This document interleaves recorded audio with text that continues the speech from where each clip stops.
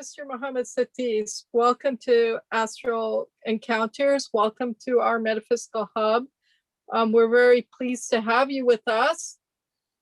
So tell us, Mr. Satiss, a little bit about your life before we go into, there's so much. You're a visionary, you're a storyteller, you're a business developer, you're an inventor. You've discovered the tomb of Alexander the Great, and there's so much to talk about here. And so before we go into all that, can you tell me a little bit about yourself, a little bit about your background, where you grew up, your past a little bit. Home. Yeah. Where's home? Yeah. My parents are originally from Casablanca, Morocco. Then my father came in the 60s, and I was born and raised in Belgium. So most of the time of my life, I grew up in Belgium. The Flemish part, so it's more the Germanic part of Belgium, because Belgium you have like 3 different languages: French, Dutch or Flemish, and then there's a small part also German. And it's a very interesting combination, is where it's like the border between Germanic thinking and Romanic thinking, meaning the French language and the German-like language. German, It's yeah. a very interesting region. Flanders is also known for its quality in whatever they do. They're very reserved people, and they like to do the things good. So this is more or less where I grew up. Education-wise, I didn't have much success at school. Far from. I tripled 2 classes. And then I said to myself, I better stop. So education-wise, everything was very easy for me until the age of 15. So before 15, I didn't have to study at all. Everything went very smoothly and everything went easy. But then at the age of 15, I experienced that what was taught to me was not resonating with what I had in my mind. So from there on, the challenges started. Can you give us an example what you mean by what you were taught wasn't resonating with you? For example, in maths and physics, there were, for example, I solved my maths and physics in a faster and shorter way, but I was not rewarded for that. I had to do it in the typical classical way, the way they saw it.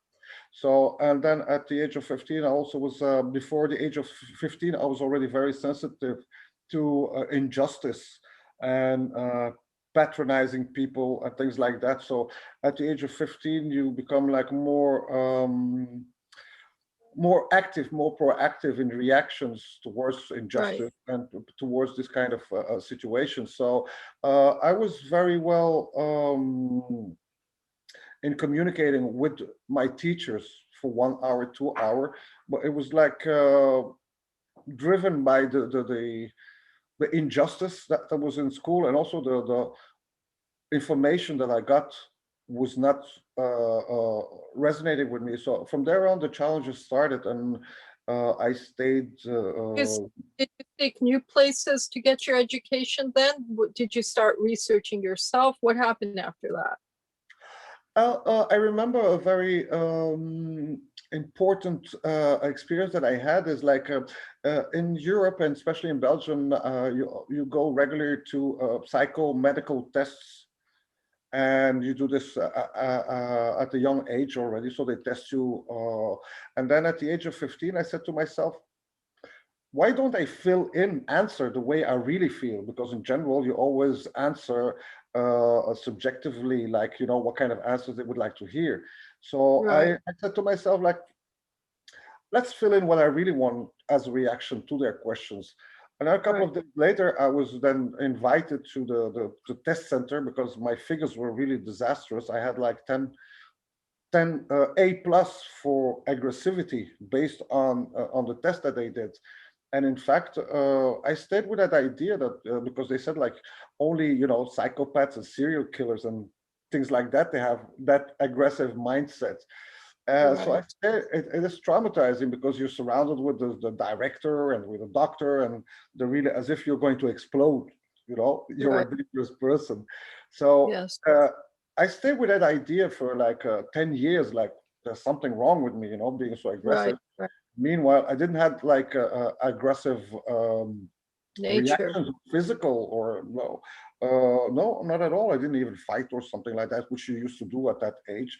No, I was very calm, but it took me until the age of 25 for me to find out that the aggressivity is in fact mental. So for example, for me, problems do not exist, only challenges. And Right, if there is an issue, I have such a mind power, aggressive mind power to get to the bottom of the issue and right. solve it. So it took me until the age of 25 to feel a certain relief, to understand what it meant. That there But was wrong with you, but you actually had a mental capacity that was greater than the average person.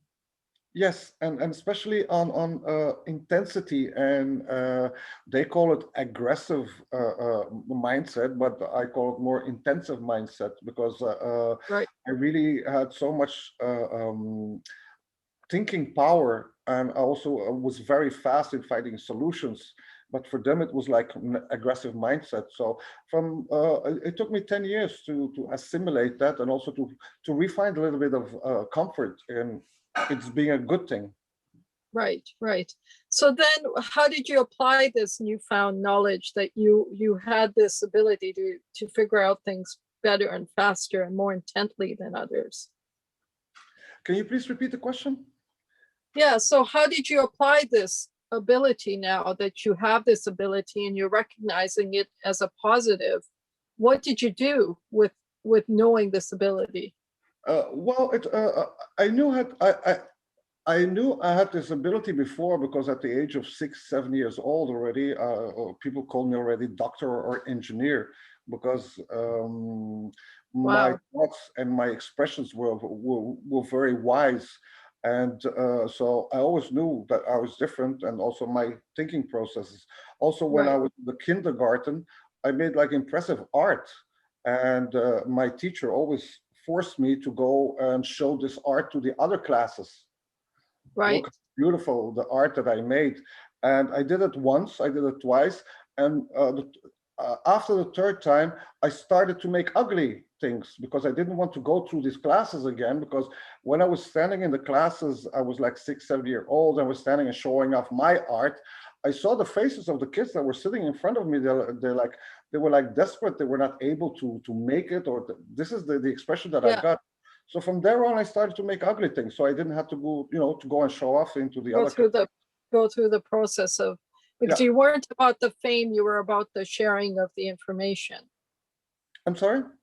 You weren't about the fame of it. You didn't necessarily want to be famous with your better product or better art. You Yeah, wanted to share what you were producing to your peers. yeah, yeah. And it was like it was not a nice experience because it's like showing Yeah, off and yeah, patronizing other people, other yeah. kids. So I stopped with making beautiful art ever since. And so I was very, very aware of all these things when I was a kid already. And then the issue is to grow up in a family with a total of 8 children. My two parents were a family of 10. And then growing up in that family, and also my parents immigrated from Casablanca, Morocco. So there's a lot of Cultural difference. facets, a lot of facets. And meanwhile, you try to find your road in the whole thing. And being already exceptional in my thoughts or different in my thoughts, it gives a very interesting life. Most of it So is you see so so what solutions. was so what was your interest then at that time? What was your biggest interest? I think justice in general.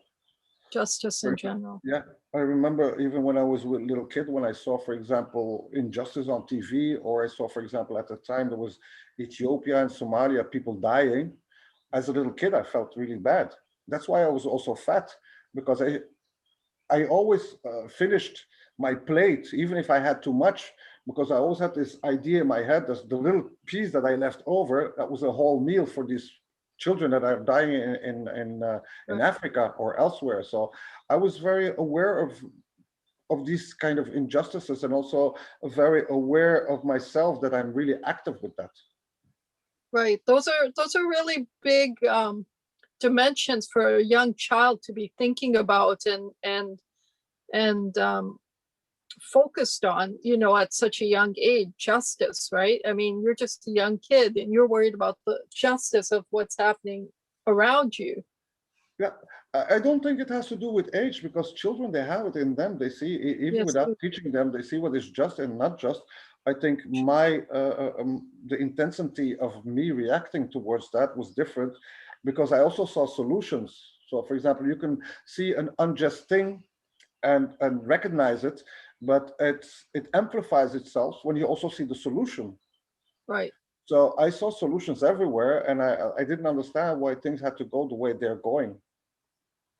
So where and when did you, like, you know, I'm told that, or I'm understanding that you're referred to as a storyteller.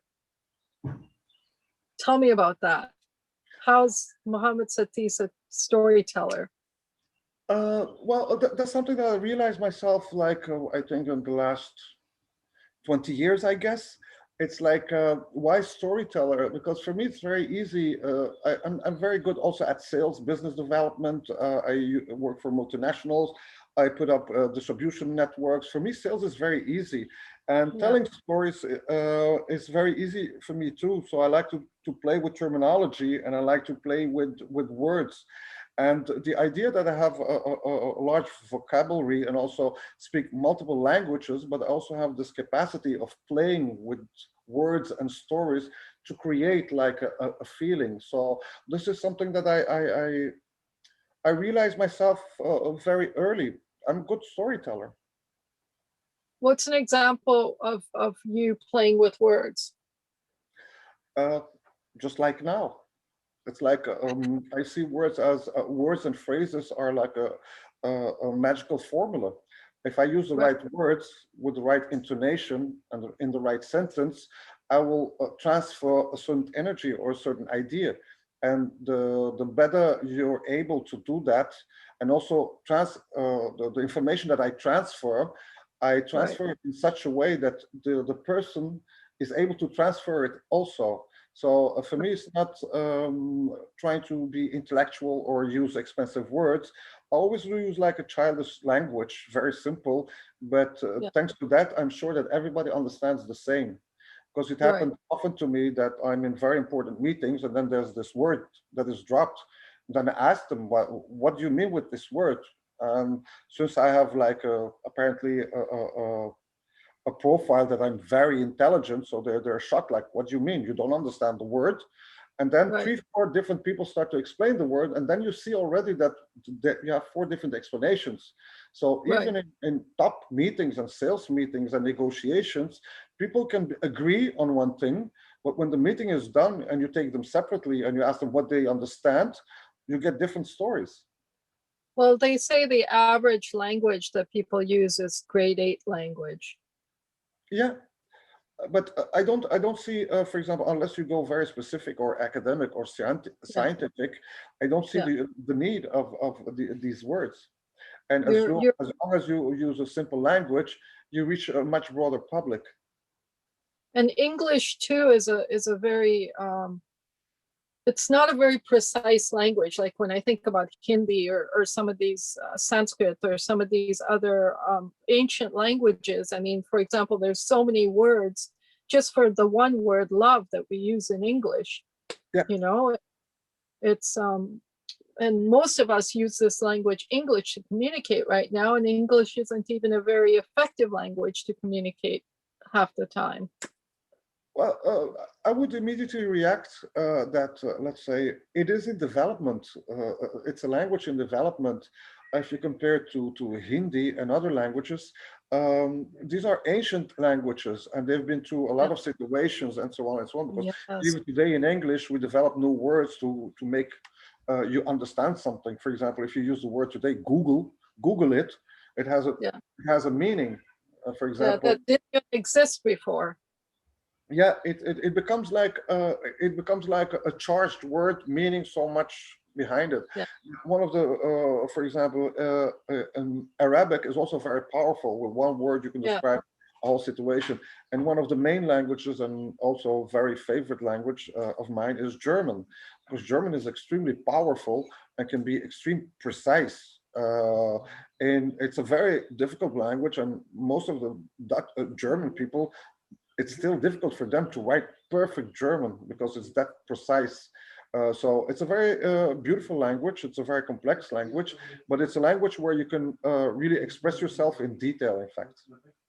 When I was younger, I used to know 9. Now I barely know 2, 2 or 3 languages. It dwindled over time because you don't practice a language, then it disappears. Yeah. But yeah, there's so much culture in language, let alone intelligence in language. Yeah.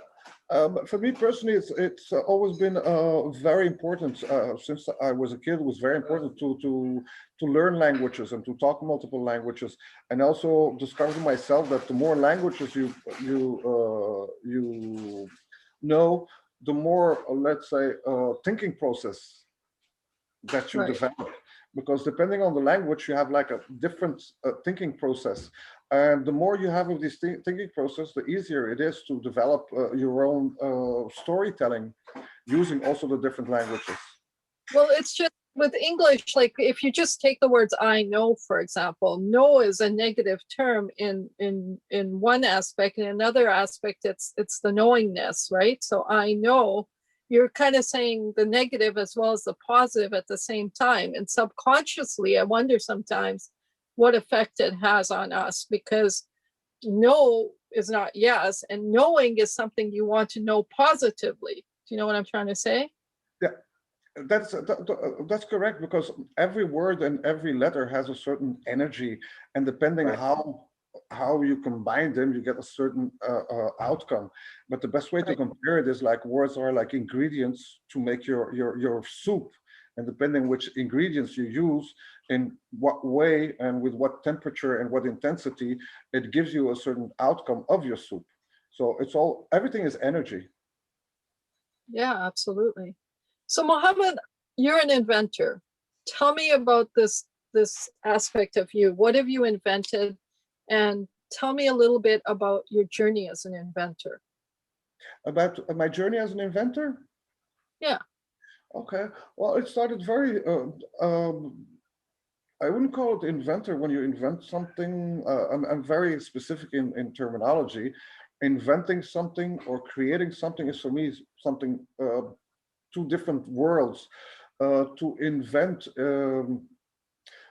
I rather say that I use existing information to create solutions.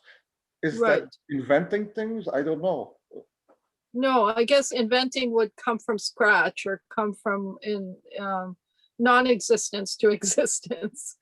Yeah, but you can also, something that's non-existing can be realized with a thing that are already existing, and it's not an invention. So that is the question. Just be me trying to be like as accurate as possible. But what I do is I find solutions. I find a lot of solutions. So I did already like solve electrical problems when I was really young. Even without doing studies, I was already repairing electronic things and so on. But it was not really organized. It's really by trial and error. And then I did, for example, give solutions. I was working for a big Japanese plasma manufacturer, and it took me like 30 minutes or less to find the solution. It was the main problem in the plasma world, meaning the burn-in of phosphor of the plasma screens. It took me only a half hour to find a solution. So it's just by my way of thinking or another view of the things that I found solutions. So and every solution that I found, or I don't call it invention, just solutions that I found, but it's always, once I put myself into a certain knowledge, I really go very deep and I find other approaches. And it's, for me, it's like more like a natural thing to bring these things together to harmonize the whole. Right. And well, many engineers reverse engineer to figure things out. They have the end product and they take it backwards to figure things out. So That's another form Yeah.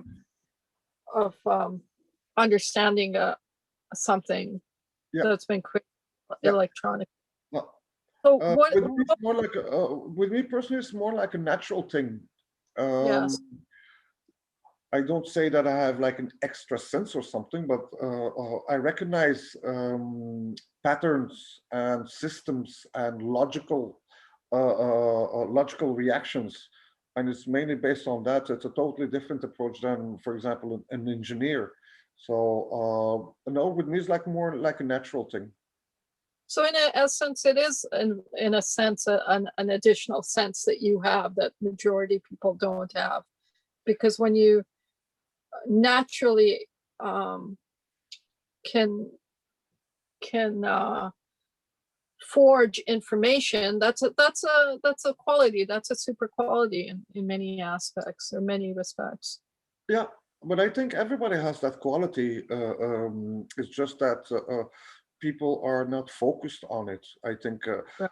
um, I don't see And myself as exceptional except for the speed that I have.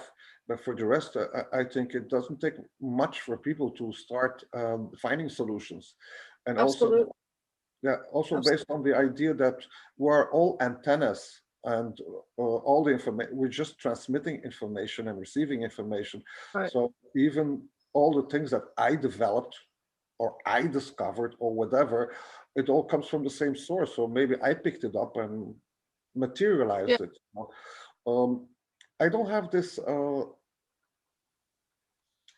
issue about me just being a transducer of right, ideas or a technology.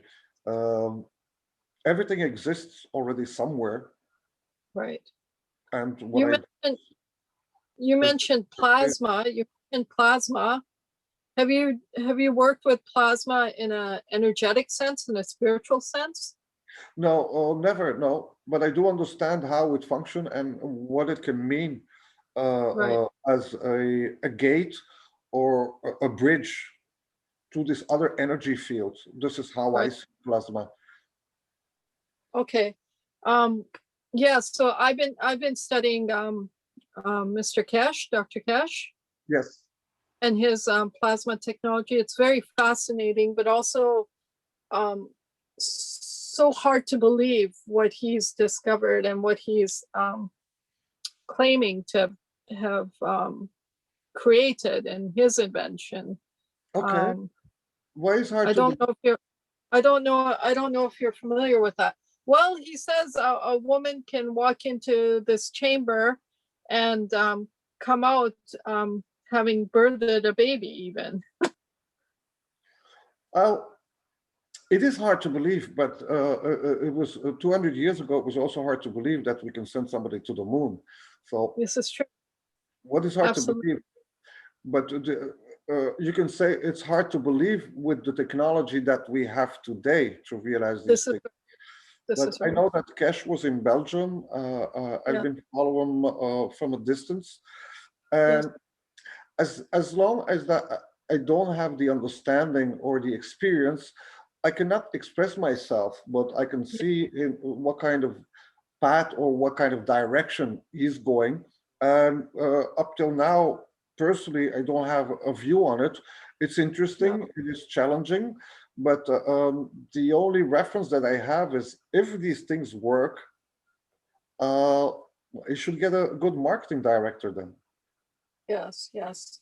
Well, he's I guess he's made his first unit already, and there's one in Canada apparently, but because of all what's happening with COVID and in the last year, he hasn't been able to um, um, disseminate his product as easily as a result of what's happening politically in the world right now. But Okay. I've been listening to his seminars for years now, and it's so fascinating. And the interesting thing is, it's not just scientific in nature; it's also spiritual and in some way religious in nature, because he will talk about scripture and change what we historically know as scripture and replace it with what he feels is fact. Okay. Why do you call it spiritual? Well, spiritual by definition is basically spirit, not matter, something that is spirit, so something that isn't materialized. And when he's speaking about a matter that isn't materialized, then that's spiritual, right? But energy can be matter too. I mean, like not in material, but you can go to electricity or electromagnetic fields can be matter too, I think. So you're right, because the definite, I mean, we're using English to define right now, right? And spiritual, spirit is what isn't matter. So I mean, the seen, the unseen, I often talk about the seen world and the unseen world. Now, the unseen world isn't necessarily completely unseen, because there's other aspects of our reality or other realities that can see what we're defining as unseen, or for us as unseen. So spirit to me is even beyond. It's what's unseen by anybody or anyone. It's completely unseen. Whereas, you know, there may be things in our atmosphere right now that these eyes can't see, but some other eyes can see. Or, you know, there's animals and insects that have super sensory perception, even greater than ours, that maybe I won't be able to see something with my eyes, but there's a creation out there that can see something. Do you know what I'm trying to say? Yeah, like a chicken, for example. For example, exactly. No, seriously, but because the light and the colors that chickens see are superior to ours. So yes. Let's say if a chicken sees something that we don't see, is it a spiritual thing? So that's a very good question, right? Because we are using English to define, first of all, we have to define what spiritual is, and in what capacity does it mean something is spiritual. For to me, something spiritual is something something that has a supernatural power that is greater than any other supernatural power, for example. There's so many. You are one of these powers. So what well, powers so are you talking about? So are you though? So then it negates this whole idea. Like, I mean, you're a supernatural power, I'm a supernatural power. So then it negates the idea of something. If we're all supernatural powers, is there something superiorly supernatural to all of us and everything? So then we go into the discussion of God, or this concept of God now. And is there or isn't there a God? So that's a whole other can of worms we can get into. Is there a God? For me, there is. Was that the For question? me, there is. Yeah, is there a God? I asked myself the question also at the age of 28. I used to have multiple companies. I used to have a factory. Everything is going well. And then I had like a traumatic experience with people not believing in you, and family and friends. And suddenly you see the whole world in a different way. And then you ask yourself, is there a God? What is life? What's the use? What's the use of life? I was really traumatized and disappointed, because until the age of 28, I was like a Boy Scout in my head. We are here, we're going to help each other, move forward, and so on and so on. So, and then I got in touch with the adult world, meaning like you get in contact with adults. And then I had always the idea that adults were sincere, integrity, and respect, and you cannot lie. This is what you get as information from adults. Right. And at the age of 28, I had this traumatizing experience that I saw that adults are dirty, and they lie and they cheat. They're worse than children. And for me, that was like traumatizing, because I saw a lot of people, which I appreciated in a different way. Then you see suddenly this goal of getting your energy, getting your ideas, putting you down, and so on. So typically, like the adult world. So I was so traumatized that I questioned myself, is there a God, and what's the use of this life with all this misery and so on? So I disappeared for 18 months and started to think, and I had to understand why we live and what's the use of life. So Right. after 18 months, I came with this solution, and I can confirm that there is a God. Yes, yes, of course. There's always there is a source of everything. So there's undeniably there is a God, and but we don't have the awareness level to comprehend what God is, because it goes with our with the minds that So we have today. It's was impossible. your it was your experience that got you the realization that there is a God. So and that experience that got you there, many people have had different experiences that get them to the fact that there is a God. Yeah. So um, making this concept of God very accessible, because there's no one way to it, there's many ways to it. Yeah, and you don't. Yeah, there's many ways to the realization, but what you are is a creation of God. And if you take yourself as the result of an idea or of a creation, you can re-engineer back and understand more and better who and what God is. So let's talk a little bit about Egypt now, because at some point you got the interest in Egypt and Egyptology and started studying it, correct? No, not No, me. That was my it partner, wasn't you. the It discoverer of was the your tool. Yeah. For me, Egypt. I haven't been there. Everybody was there. Everybody goes on holiday. Everybody visits the pyramids and so on. But for me, I didn't have any connection, and also I didn't have any connection with archaeology. No, history. I was very interested in history, but right. not that much in archaeology, and especially not the pyramids, because at that time, and I'm talking about 25 years, 30 years ago, the only thing that I saw was like people, they go and they visit these buildings, the pyramids. That's all. I didn't had as much information about what it meant and what it stood for. That came only years later, and I see so much. There's so much information today without me needing to go back in history Yeah. to understand something. There's loads of information that comes to you every day. And in that information, you see an automatic structure and patterns and systems and so on. And when you read that history, you recognize the same things. Right. Just have another form, or they're just like more evolved or more developed. But it's always the same thing that comes back in another form, in Well, another color, in with another. Arabic, in Arabic, it's dat and sifat, right? Essence and attribute. And so I'm you sorry? have the huh? In Arabic, it's dat, sifat, which is essence is dat and sifat is attribute.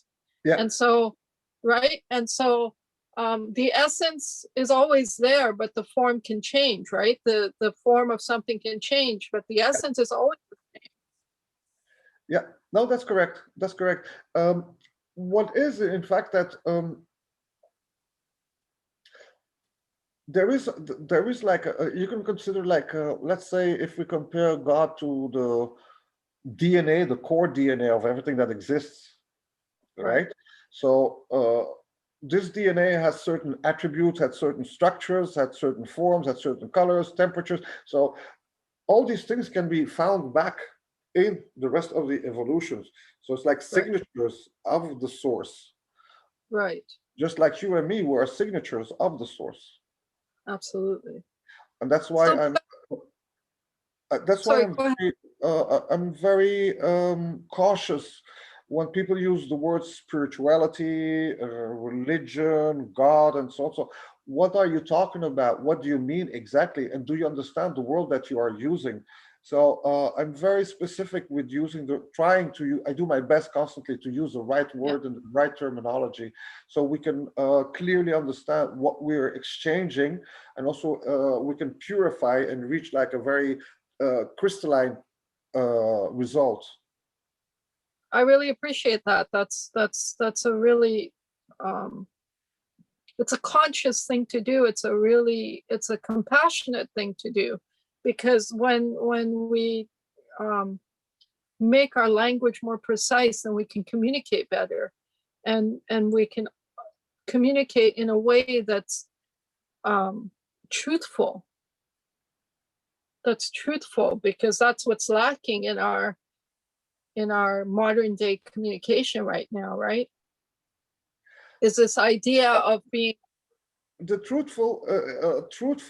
truthfulness is there, but the exact uses of words is still yeah, a goal. But I'm very positive about humanity in general.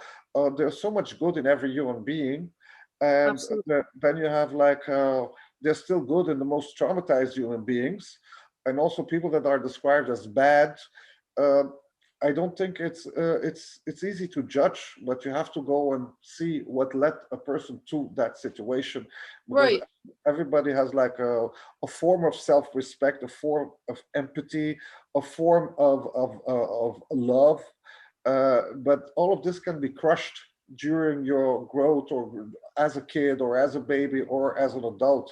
And I call it like a lot of crushed people, but their goal is still to reach this position or situation of peace and balance. I think this is for everybody.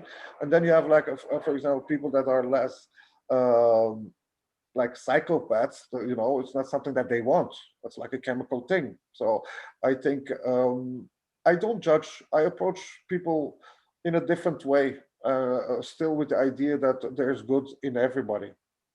Yes, absolutely.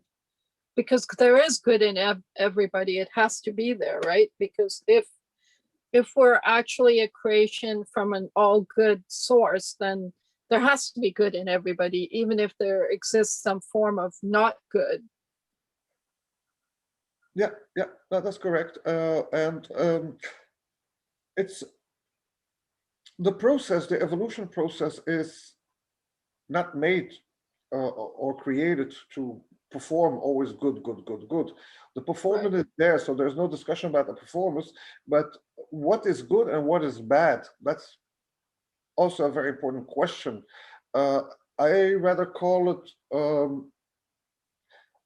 constructive or destructive,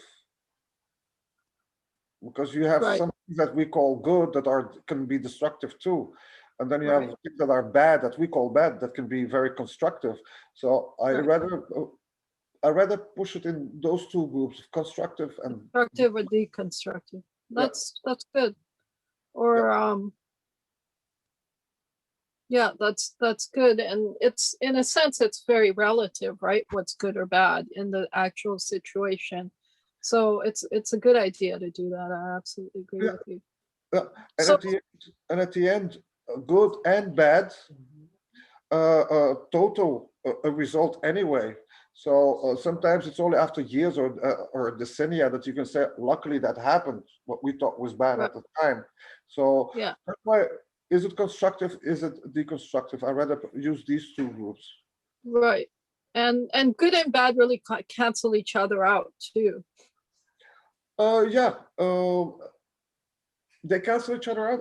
Dualities cancel each other out, not good and bad. Well, cancel each other out in general, don't they? I'm sorry? Dualities cancel each other out in Yeah, general, don't they? yeah, And yeah. good and bad duality or opposites, they would cancel each other out in a sense. Yeah, but good and bad are not always opposites. Huh? True, I guess it's subjective. Yeah. Yeah.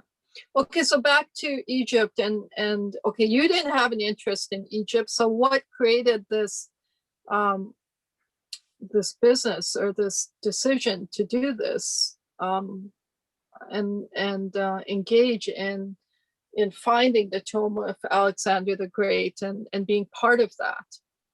Okay. Well, first of all, I didn't discover him. I never looked for him. Yes. And Right. this is not my something that resonates with me. It is Right. Baghdad Jalali Defallah that went on a 25-year search for the Ark of the Covenant. So after Yes. 20 years of search, and he was especially looking around in Egypt and in the Middle East. But after 20 years of research, he discovered that since the day that Alexander the Great liberated Egypt from Darius from the Persian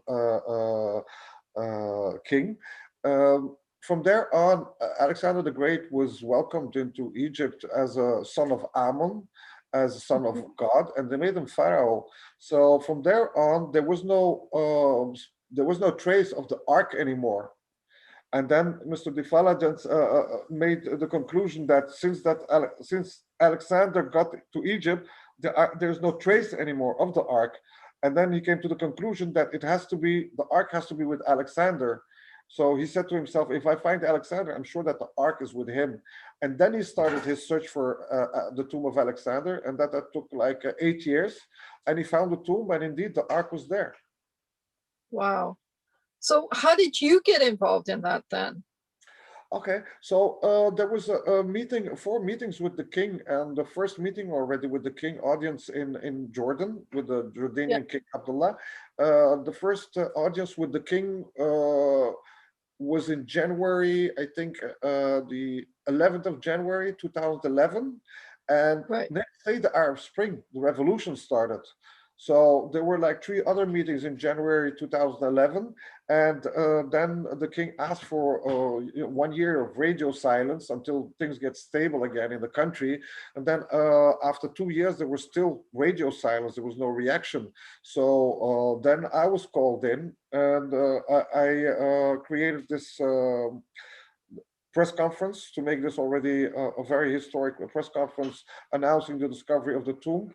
And then I created a foundation, because as an individual, it's not really easy to be represented or for organizations to take you serious. So I created this foundation, and we have like a sea. We do marine excavation, and we do also land excavation. And then I use this the foundation as a vehicle to be representative to countries, to kings, to princes, to whatever. So it's like Very a sovereign organization, very professional and well equipped, and with the right scientific and academic people in it. So now we're not dealing anymore as just one person that found the treasure, but as a foundation with the whole program. right. So that's where you come in. You're the one who formed the foundation or helped form the Yeah, foundation. yeah. Okay. So in the fact that you didn't have an attraction to Egypt or Egyptology, but you're sort of part of it, how does that how does that all come together? Like you're now of course researching Egypt and Egyptology, right? Even though you didn't have an interest before. Yes, I wouldn't call it Egyptology specifically. It's history in general, because due to my position as a president of foundation, I get a lot of information also from other historical discoveries, and also other historical discoveries that are still unearthed and unknown. So thanks to that, my position, I got in contact with a lot of people that are specialized in archaeology, ancient technology, ancient archaeology, sacred archaeology. So automatically you're well surrounded with these people that have already like a proven performance in the past. So you start to Right. learn more and more and more. But also I I use this information also to analyze myself. And just like I told you before, I can get solutions or results by using my brain. And then you start recognizing also patterns, and also in history. And also what is very important, there's a lot of history that we think is correct, which is not. So there's always an X factor in everything that we understand or try to understand. But I think it's very difficult for us today to judge, or even to have like a very correct analysis of the Egyptians or the Babylonians or the Mayans. So we analyze things with our mind, with the mindset that we have today, and we think that today we are the smartest of humanity that ever existed. And I can guarantee you, no, we're not as smart as past cultures and societies. We just have this arrogance to think that now we're the most developed Right. humans that ever existed. But I think that there were multiple societies before that were more developed than us in 100 years from now. Right. I think it's very difficult for the scientific and academical world to recognize this, that three, Right. 4, 5,000 years ago, people had other technologies, had other solutions. Just the fact how the pyramids were built and so many buildings around the planet that we're not able to build today. Right. I interviewed a gentleman who's found proof in ancient artifacts and vases and paintings about electricity and about fusion technology and energy and all kinds of things that existed way past, way far into the past, thousands of years before us. So, and in 1,000 fact, years they made, ago. Yeah, yeah. But in the and Vedas, even, for example, yeah, there are so many Hindu scriptures where they yes, describe how to make a anti-gravity, yes, how to create that, and also there are descriptions like 15,000 years where you have a description of atomic bombs that were used and so on. So I think that we should wake up and come back with our feet on the ground and realize that we did a reset and we still didn't reach 0 point yet. I think there always happens things whenever people or humanity get at a certain threshold, there's always a reset or a setback or something that happens for us to restart everything again. And I think if we dig much deeper and in a better way, I think we will be shocked what's all the things that's still on the planet to be discovered. Not only archaeological things, but also solutions, technologies, connections, and so on. And then just the idea that we always think that we're alone in the universe is also limiting our horizons and our perspective right, towards the right, future, but also limiting our development because we're not busy developing engines that will go like to the other side of, or in another universe, because we're not even thinking actively about that. So you limit yourself by thinking in a certain way, and that's why there is no disclosure, because they don't want people to think with different horizons. You're very right. And I think about our time right now and it feels very archaic to me just by listening to what's happening out there with this division of them and us, and all this is it's very childish and it's very archaic because we're still fighting each other versus coming together to form a solution to rise and grow and reach other levels as a collective versus fighting with each other. But it is good. Everything is good. I always say everything is perfect, even now, because once we understand what life really is, we start to comprehend that it's all a game made for us, by us, for us.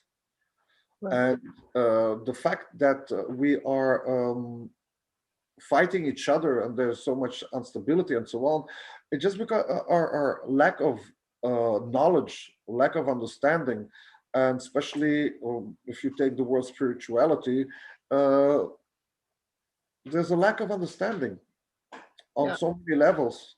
And because there's this lack is filled in by certain groups to keep us busy, because there's so much information that is hidden for us from from us, that's From hidden. us. Yeah, and there's a certain elite that enjoys this game, and they're right to do so. They're entitled to do so because it is a game. Right. So tell me then, when you say spirituality, what do you mean by spirituality? What I mean with spirituality is like the feeling of connection, Okay. um, the feeling of oneness with everything. Okay. And I don't mean like it's just being at peace. Period. Okay. So it's a very simplest form it's not a form, because spirituality is spirituality. So that's the essence of spirituality. What you're referring to is that innate feeling of peace, of being connected to everything. Absolutely. Yeah. So when you're at that state, nothing exists. So you're not in the world as well as inside. You're not in the world and out of the world at the same time. No, not at all. No, not at all. That's exactly. You don't need to go somewhere. It's here. It's now. I have this age. It's this time. I am in this country. I have just had this dinner. I'm just talking to you. So just being in the moment. Period. You don't have to go somewhere else. Now Right. we have like other capacities or possibilities to broaden our horizon by traveling, mentally, or by traveling astral journeys. These are just, it's not magic, it's part of the tools that we have. Right. So for example, aren't these tools taking you out of space and time then? Aren't they taking you out of that now time, or that present, the present moment? Are you not leaving the present moment when you're astral traveling? no, because the present is you. You never leave the present moment. You can leave a location, but you never leave. Right. It's always present moment. And once you realize yourself, that is the present moment. Even if you go wherever you go, it is present. You are conscious on that, in that point in the universe. But even though you're just moving, but Right. the presence, the awareness is still.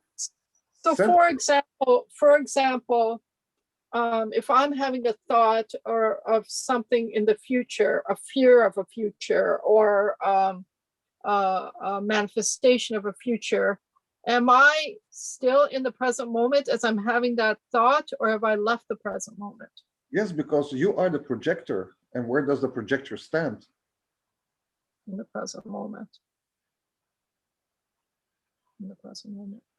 Okay, so last time we were talking, you were telling me about a system you've created that can help one understand themselves better or know themselves better. Will you share with me this system now? Yes, of course. What I developed is, in fact, there is no plan for humanity. Nobody knows where we are at what point in time, and what kind of situation, what our health, how to compare. There is no framework. There's no reference framework. So everybody, we're with 8 billion people. Everybody's just running in every direction. And nobody can tell you like, okay, I'm that close, or I have to go in that direction. It's constructive or destructive. So what I developed is in fact, when I went through this experience where I was traumatized by what life was and what adults were, and questioning myself about the creator and God. So I went away for 18 months, and I had to understand what is really going on. What the hell are we doing here? What's the use of being here? Period. So I started a very intensive and long thinking process that when you try to analyze life, you have like a massive magnitude of information that you have to analyze. So first of all, I started to break down everything that I knew, right? What is true, what is not true. So I had to break down everything to building blocks that are confirmed as this is a certainty, this is not a certainty. So I only want to build on certainties. So everything I knew at the age of 28, I had to reset it and then start. So you basically took all the facts and put them in one side, and all the opinions and put them on another side, basically. Opinions are not important, only facts. So build on facts and not opinions. So I started this thinking process, and then first of all, I had to change my mind processing, because I started to think in hours. So I started with one basic idea, trying to understand it and analyze it, and then it took me 3, 4, 5 hours to confirm it as a fact after analysis. But to be in a process, 4 or 5 hours thinking process, it is very, very difficult, because as you know, you start a thinking process and then you deviate during the thinking. Yes. You deviate again. So after 1 hour, you don't know where you were, where you are, and how to come back. So I had to train myself to put buffers. So I can think like 4, 5, 6 hours, and I can come back easily to the starting point and then continue. So this is how it Yeah, happens. so basically, it's easier to do if you're thinking about simple topic. Like, for example, I did this exercise where I was studying the Fatimid history. Now, in the Fatimid history, there's many points where I'm a Ismaili Muslim by birth, and so I was studying this Fatimid history. And in the Fatimid history, there's many points where there's negative aspects attributed to our spiritual lineage, right? Of our spiritual teacher. So my thing was, okay, well, let's just take all the facts, the times, the dates, the places, because those aren't there. There's no way that those are incorrect, right? Yeah. Whether it rains, you can quantify this, and you can recognize when it's a fact. So I took all the facts, and it was easy to determine then, when you leave out the opinions, what the true story was in that time period. But we're talking about, I was only looking at 100 years or 200 years at a time. So when you're looking at chunks, it's a lot easier to think through something than if you're looking at a big topic like, what's the meaning of life, which is not objective. It's subjective, first of all, right? So I can't even imagine how you would go through a thinking process of something like that, because it doesn't have to do with thought. It has to do with heart. It has to do with feeling. So how did you come to your conclusions? It's all a Cartesian thing. It is objective. Life is objective, and if you develop the right approach and the right language, everything is objective. Life is objective and can be understood even in all of its complexity. I think when we use the word spirituality, we throw it into something that is not catchable, but it is catchable. It is materializable. It is describable. We can describe, but we don't have the right way of looking at things. But everything is very easy once you understand that everything exists out of dualities and time. And then you get a totally different approach. But I think that what science is doing is getting us closer and closer to the source. Right. And now I think that we reached.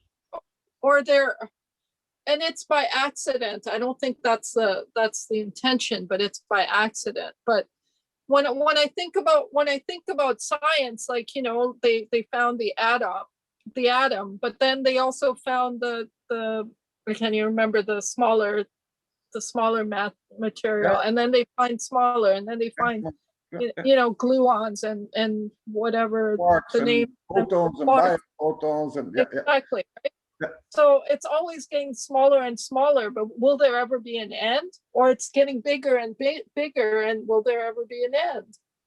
No, because we're still, let's say, if we analyze, we're still at the surface of things.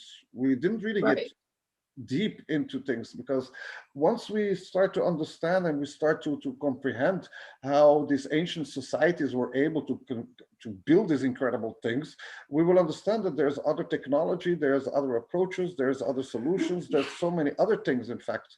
But now we have like this ego and pride that, we're number one. But I think that if we let go from that, and there should be more openness in the academical world and in the scientific world, I think we will reach higher goals. And also, for example, when Tesla says, once people start to think energetically, then the world is going to change, and then people will start evolving 10 years more than they did in 1,000 years.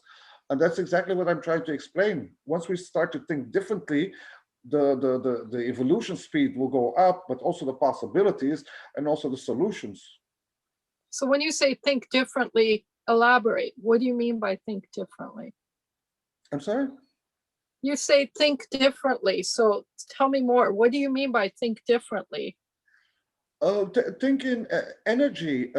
Now we think too much in material ideology, but if we start thinking in energy and resonance and frequencies, then we have like a totally different humanity. Because just for example, health-wise, our whole body expresses our organs, everything, our hair, everything expresses a certain electromagnetic field. Now, if we can Absolutely. communicate with that, we can guide it and we can heal it and we can improve it. But as long as we don't think that way, it gets us to a point where we are today, where everything is chemical, pharmaceutical, and Yeah, it's like it's not the real thing. right.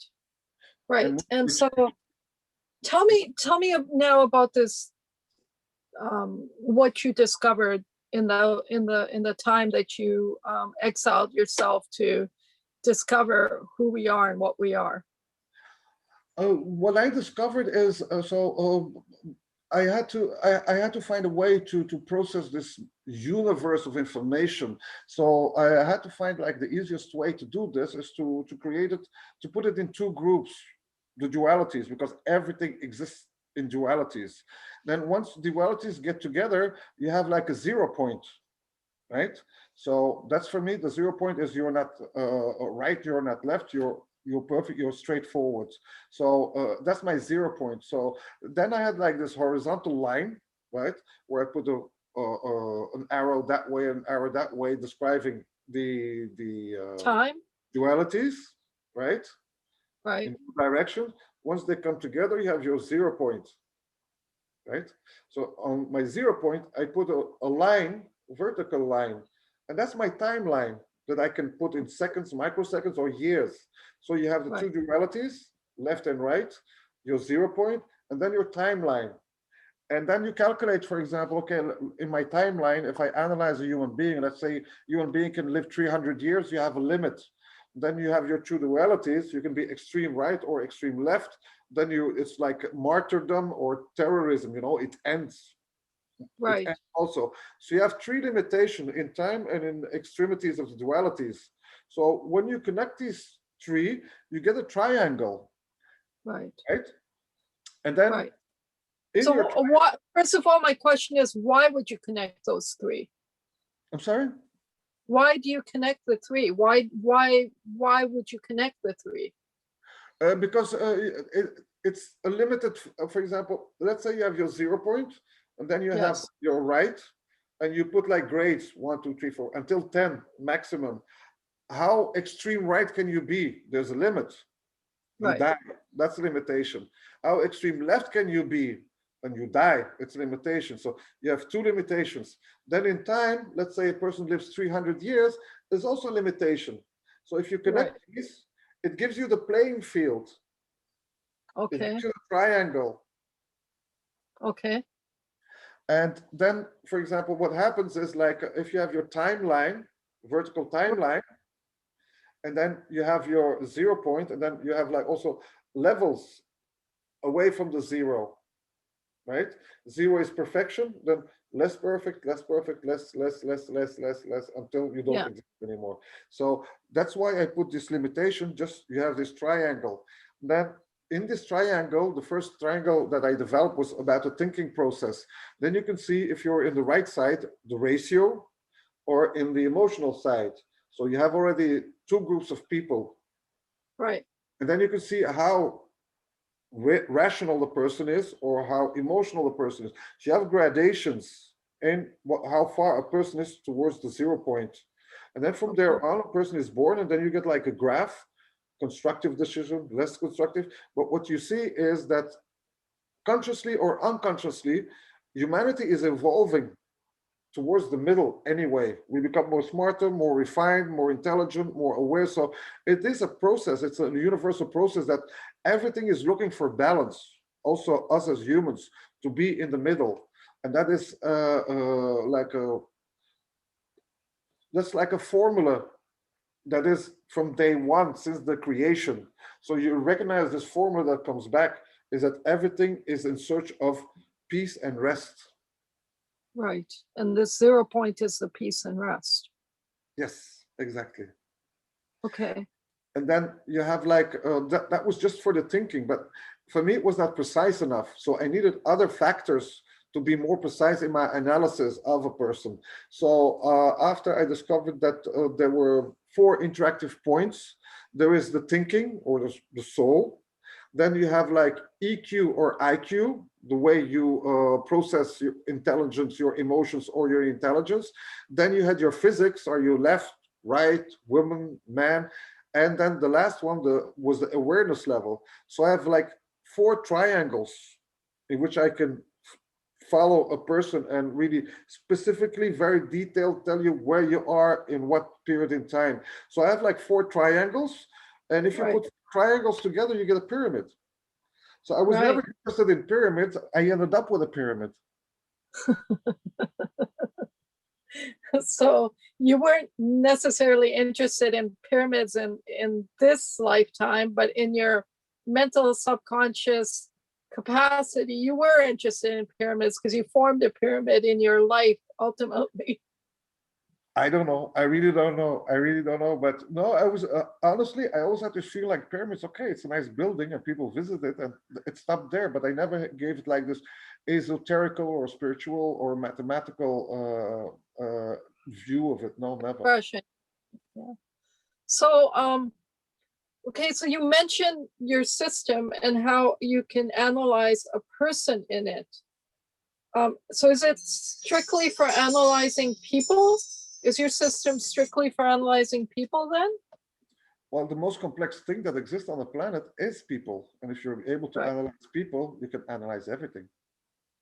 So Fair everything that enough. exists can be analyzed.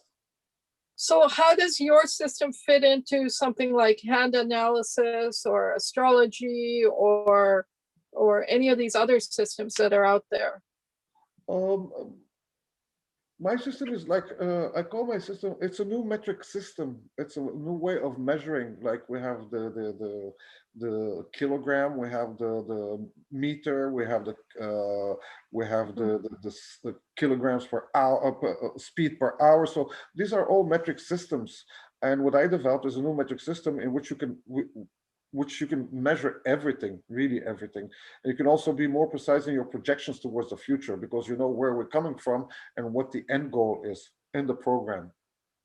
So what information do you need to analyze someone? Do you need any information to analyze someone? Like what information do you start with? Me making analyzing a person, you mean? Yeah. Very simple. It's very simple. In fact, like the person can analyze itself because what I do is I explain to you how the system is, and then I can ask you like, okay, let's say easy way to have like just an idea is I will ask you, for example, to bring pictures at the age of 3, 4, 5, 6 until you want, and those pictures already represent a mood and or a mindset. So it's easier for you to put yourself out. Then I was happy, unhappy, that was good, that was not good, I was sick then. So it gives you already like a certain idea of your life just by the pictures and the life you had. And then this is only just to train you in how to put yourself into this framework, into this pyramid. So the framework is a framework, but it's not you deciding for me who I am. It's for you to give me the framework so I can figure out for myself who I am. Yes, yes. The idea is that everybody can use it. But for example, I can make an in-depth analysis of you. I will be more precise than yourself because you are more emotionally attached to certain values or to certain ideas. But for me, it's much easier by questioning to be more exact, to tell you where you are exactly. But it's made in such a way that after you use it a couple of times, you start automatically be more precise yourself. Also, when you exchange your information with other people, it's easier. Then you go like, for example, let's say that a certain person put on the same grade as you, the same position. Then you ask, why are you on the same position as me? Then that person will explain you because this and this is the reason. Then you go like, yeah, but I have another reason to be there. And then maybe you are adapting your position or he's adapting your position. It's like a natural thing. I don't want to be grading things. I think it's Yeah. up to people Or to. judging. Yeah, no, but it's not judging. It's very simple. You know, I know when you're a good person or a bad person, and I mean, like, are you evolving in the good direction, or are you destructive, or are you creative? So these things can be found very easily just in a conversation. So, for example, doesn't take me that much time to be able to understand more and more precise who you are and So what the have you solutions can be and where the issues are, where the challenges are. so have you written a book on the subject that I'm we sorry? can read? Have you written a book on the subject that we can read? No, I don't read books, so I don't write books. Have you done a video on the subject that we can watch? Yeah. I didn't you get the one with Emery Smith? I didn't. No. Really? Okay, I explained the whole system there. I will send it to you. Okay, please, Yeah. please. No, I thought that you had it already. That's why. Oh, okay. Maybe David has it. No, David. I think Shelley has it, but I will Shelley send. has it. Yeah, I Please thought she. send it. Yeah, I thought. No, this is. I think that I've today. been having I've been having internet issues where I am, so some emails aren't going through, and when someone's sending them, if my internet's down, their email didn't come through, and it don't seem to come through afterwards. Okay, no, there's no issue. I will get you the video. I will send it to you by WhatsApp. That's not an issue. But there I explain the system, and um, you know, I prefer to do a show like this, and Yes. it's a 2 hour show. And then if you want to write a book about it, it's okay. But I'm not. Yeah, we should tell your system in a book or something, and we can, everyone can access it. Yeah, but the reason is it's so simple. It is really simple. It's explained in 30 minutes. So I thought like, okay, let's make as much videos as possible. And then if people want to write about it, they can write about it. I don't mind sharing this information, but I never thought if I, just the idea that I have to write about it, and go like, it's so simple. It's like 10 pages. I hear you. I hear you. Amazing. So is there anything else you want to share or talk about right now? I've sort of exhausted my questions, and I feel like I want to delve deeper into some of the subjects we've talked about, like, for example, the Ark of the Covenant and that, and for which I think we need more time to just delve into these simple subjects.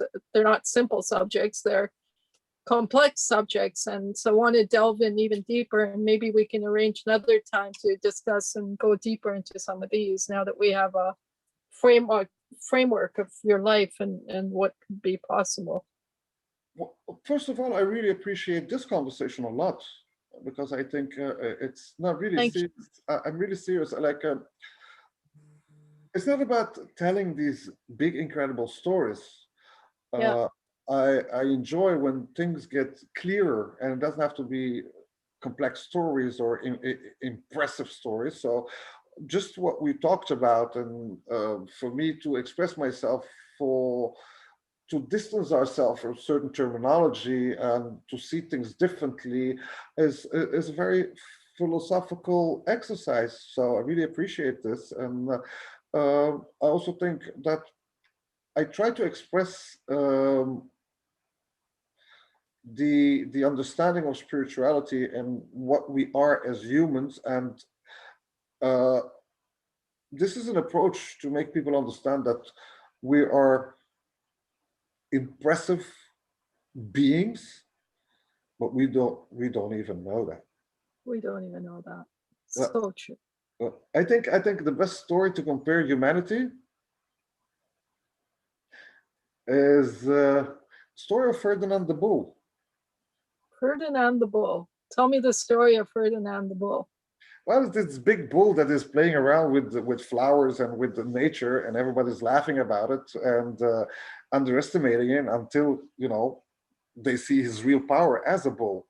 But as long as he didn't do what they expected of a bull, they mistreated him until Right. he did what he had to do, and then the respect came. But I Right. think that we are today as humans, we are in shock of our own beauty without knowing it. Right. It's like, And well, in some cases, we are so oblivious to our beauty because we're just going around like robots doing living our lives and doing whatever needs to do to make day-to-day things happen, that we haven't even gone to that place of what you call spirituality, that place of peace, to experience what great beauty we have.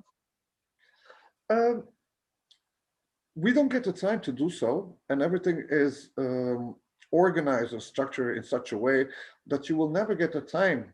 You have to take time. You have to force these things, and it's let's say the Babylonian or like ancient organization of how to control the people is still ongoing now. It's an ancient thing, and there will always be a group of people that wants control, that wants power, that have greed, that wants money, and so on. And they're powerful and they're good in what they do, and I respect them Yeah. uh, for what they do, because I always tell everybody I'm so grateful for the darkness, because otherwise there wouldn't be light. I'm so Yes. grateful for the devil trying to do his work. While when you analyze, it's a lost game for him, and he knows it. So Right. you have to respect that too. He's playing a losing game. That's how I see it, and especially based if you see the things energetically, like you only need one candle to light up the room, but Hmm. how much darkness do you need just to put Yeah. this candle out?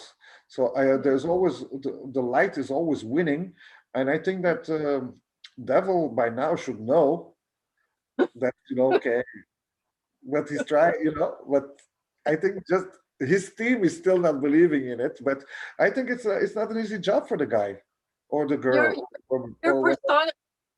you're personifying the devil, and so is that even accurate to personify the devil? It's yeah, you can it can be also in the flesh. You can have really people that really are, I don't know how Yeah. to say, but devil-like. There is, there Yeah. is, there is. But I think that personally, embrace everything and be grateful for everything. And even if somebody slaps you in the face, like, what do I learn from it? How does it come? And how should I react? And I think it's also an opportunity to surprise the other person that slammed you in the face, because your reaction can change his life. Right. Because when he slapped you in the face, he was expecting a certain reaction. But if you react in such a way that he wasn't even expecting, it can be very surprising and shocking. Right. Right. And I guess, well, it takes someone with the arrogance, I guess, to do an act like that. But at the same time, that arrogance is needed in order to accomplish the result that the universe or God or whatever is looking to achieve in the other person. Yeah, yeah. It's like I compared, let's say, if you compare everything like from the source since life started, it's one river. It goes into one direction. And Yeah. everything that happens on the river is automatically a result from the Yeah. flow of life. So Right. everything has a reason. And I'm sure that you also had experiences in which you were like cursing a person, and then years after go like, oh, thank you, that Yeah. person did that. Yeah. So Yeah. I think we should lean back a little bit and let life do things for us, Right. and start reading life and start understanding things. And I always tell people the biggest secret in life, personally, what I discovered, just listen. Yes. Just let people talk, let them finish their Yeah. sentence. And when you listen what they have to say or what they really want to say. And before I wasn't that way, because people were saying something, I was already reacting, right? But then I learned with time, and also when I discovered this pyramid approach, Yeah. is that in fact the biggest secret in life is just to learn to Listen. listen. And then it's not just listening to the people around you, but it's also just listening to nature and spirit and energy, because the biggest gifts come from those sources too. Yeah, the biggest is always the thing that we know is the interaction between humans, because when you talk about other energies, it becomes more etherical, more difficult to really Grasp. form it and give it a value. But for example, we have the easiest way to learn things is interaction between human beings. And if you just take the time to listen to somebody, you can discover a lot of things, and also you can discover the person better. We always have like we're always busy like playing ping pong, right? You say, I say, you say, I say. It's like, but we have to learn just to let the things come, Yeah. and then react afterwards. We react too fast, too soon, too much. Well, what's your wisdom, I will say, on the state of the world right now? What's happening in the world right now? How should one live in this world right now? How should one live in this world right now? Just like they're doing right now, but try to take things less serious. That's all. Take things less serious. Because at the end, we all die, period. Yeah. That's a certainty, right? So how do you want to reach that end point? You decide about with what feeling you go towards that end point.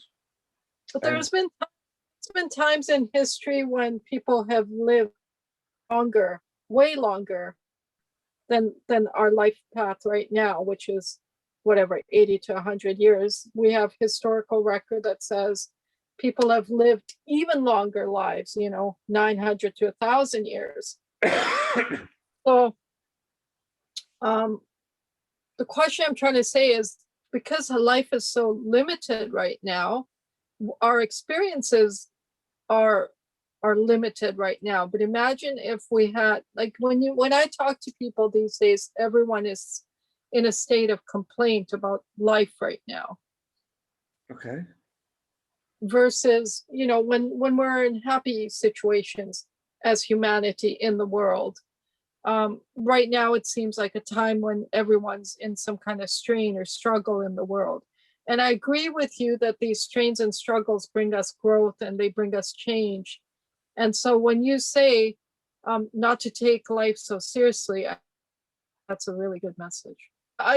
When you say not to take life so seriously, I think that's a really good message for everyone, because not just in this time, but any time period that applies, right? Not to take life seriously, and to read life and to listen to life. That's a really good message. Yeah. Compare it if you go like you go to a pinball machine and you want to play, right? You have one coin or you have 1,000 coins. It changed the way you play. Right. Right? Well, right. You don't have one life, you have thousands of lives. So once you understand that, you will play differently. Right. Right. So important. Well, thank you. Thank you so much for this time with you. I really enjoyed our exchange and our conversation. I prefer this because we're just engaging with each other, and there's no topic at hand necessarily. We're just free flowing, and I much prefer that. But it would be lovely to go deeper into some of these subjects and in a future time. And I'd really like to learn your system from you directly, not from a video I watch, but from you directly, if that's okay. Okay. What I will do, I will send you the video. Yeah. And then next time we will discuss about this new system, and then you will see everybody can understand it and everybody can use it as soon as they saw the video. Okay. But I would like to really express my appreciation for this beautiful conversation. Thank you. And it's a nice introduction in our future conversations, and it's good that you also appreciate the right terminology and the right views. Once we have that, we can start going much faster in our exchange of information. And that's very important. Absolutely, I agree with you. Thank you so much. I really appreciated the time that you gave me right now too. I enjoyed our conversation, and I hope you felt connected, because I certainly felt connected, and thank you. It felt like 10 minutes, but it's longer than 10 minutes. It's been a long time. That's We've been talking for 2 hours and 41 minutes already. That's good. That's a good sign. But thank you very much, Jairos. And thank you very much. And I really appreciate it. I really enjoyed it. And I'm really looking forward to our next conversation. I will send you the video and then we can take it from there. But it was beautiful, and it's really heartwarming. Thank you. Thank you. Same. Thank you so much. Thank you. Bye-bye. Thank you very much. Please stay in touch. Definitely. Okay.